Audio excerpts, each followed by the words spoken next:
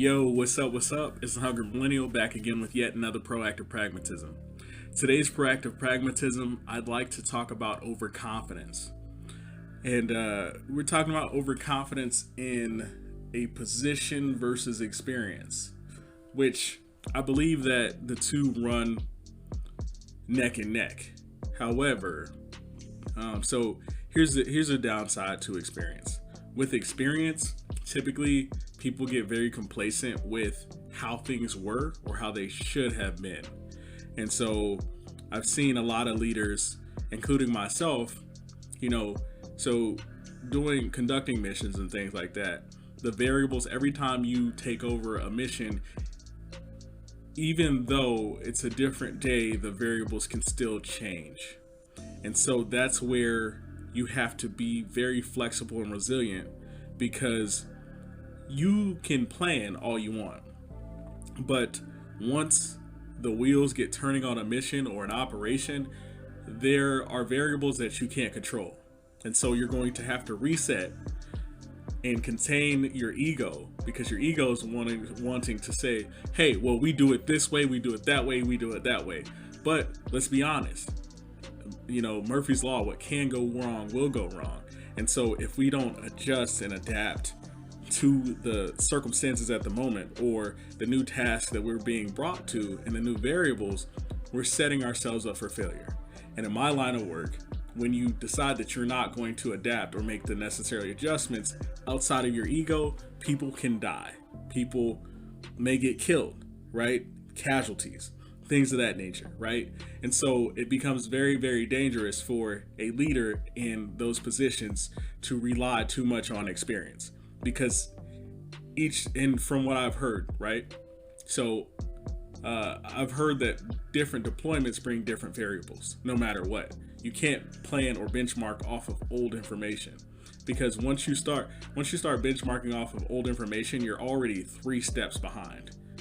The enemy has already started planning around you, or other businesses out in the marketplace have already started to try to run circles around you, and you put yourself in a position where it's too late based off of old information.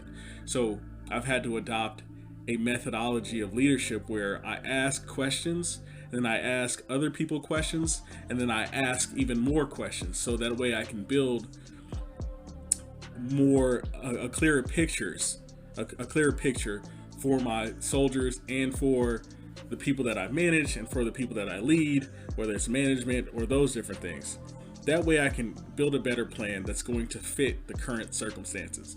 The same way that we used to fight in the military, 10 years ago isn't going to work in 10 more years. And so we have to be really receptive of those variables.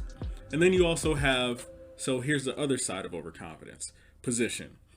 And I had a conversation with a chaplain, and he said, with a lot of the infantry units and things like that, they need to have a type A personality.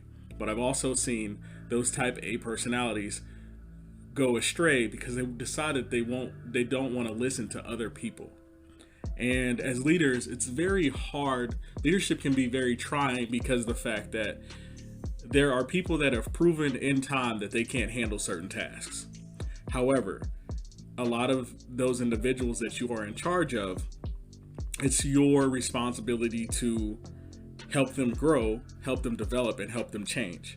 And so instead of, barking an order and telling them, hey, do this, you talk to them about why they feel they can't do said thing.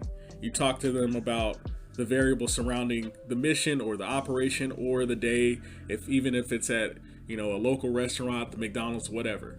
What I found is there is brilliance in the people that people often throw away because they say that said person is not smart, or they aren't as competent as these other people. There are strengths that they may bring to the table that you need to call on. But if you ruin those people right away as a leader because of your position, then your productivity will start to sink.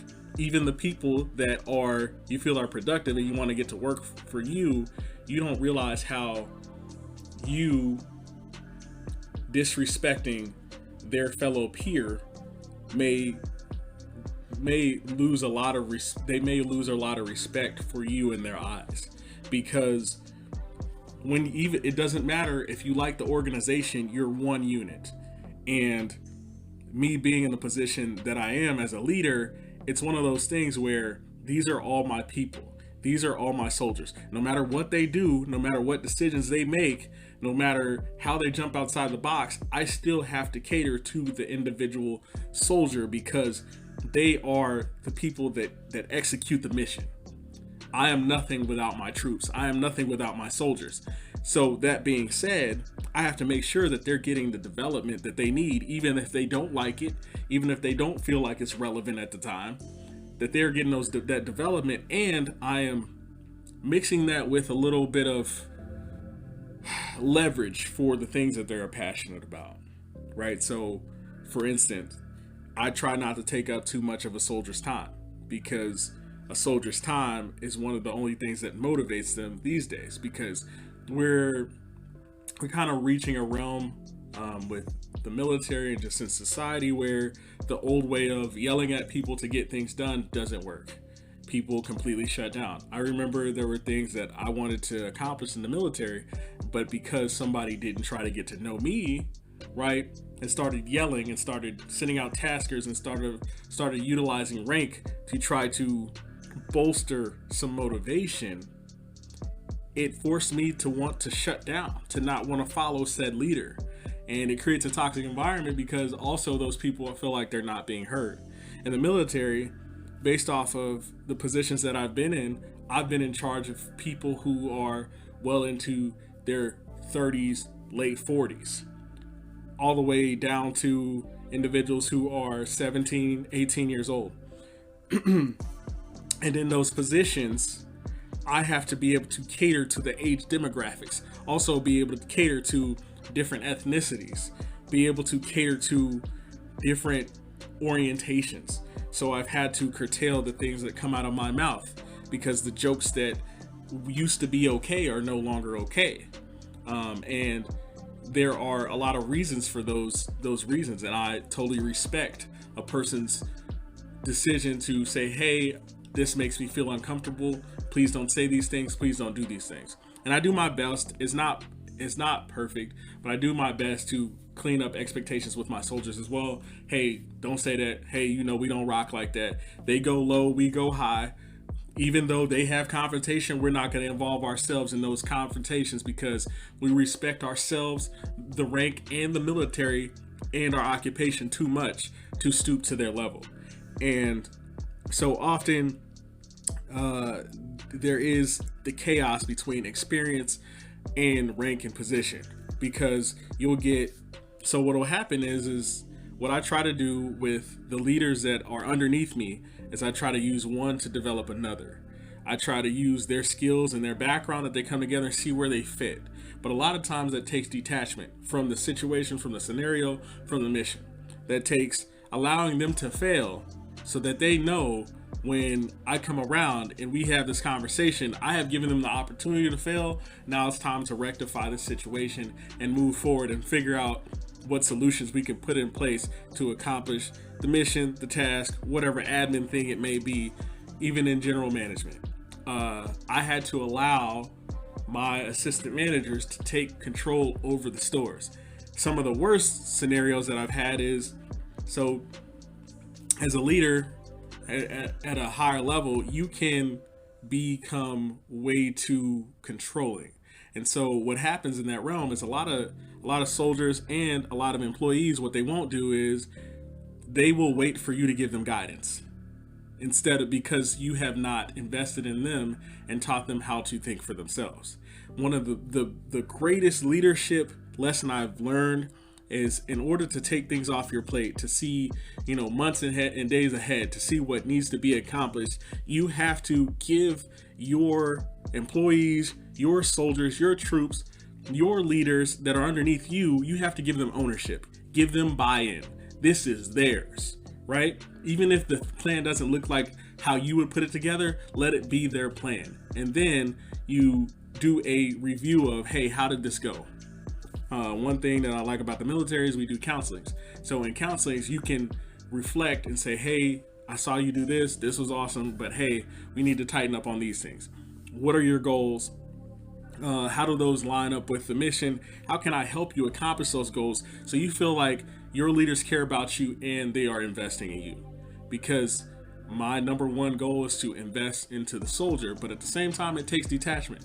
You can't always be everybody's friend. You can't be the homie. And I've traveled down that road. It's kind of hard because at the end of the day, we're people, and a lot of the people that I do lead are the same age as me. But because of the rank and because of the schooling that I've had, I've been placed into a position to help lead and guide them. In order to lead and guide them, I can't always have, or rarely ever should I ever have, a buddy type relationship, because I might have to counsel that person or impede and bring in discipline to try to get things up to speed. And so it's a very fine line, but I think that if you couple the experience that you have with your position, right, and become a follower and a leader at the same time, then it will springboard you ahead. It will also show that you are invested in the process for your employees, for your organization, for the people that you work with.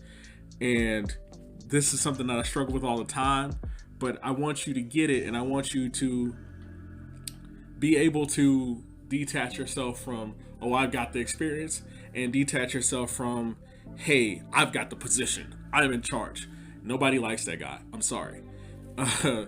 And nobody likes that guy or girl who is that demanding and uses their rank for everything, because you're really overreaching, because there are other people that can help accomplish the mission. There are other people that can help take stress off your plate, and you need to utilize those individuals in your organization to help the organization to succeed, because it's not about you, it's about the team. It's the old adage that the Army used to use, the motto, one team, one fight, and I stand by that all day, every day. One team, one fight. We're in this together. I help you, you help me. We accomplish the mission, and everybody succeeds. So, this is Hungry Millennial, back with another Proactive Pragmatism. Think on it. Let me know what you think.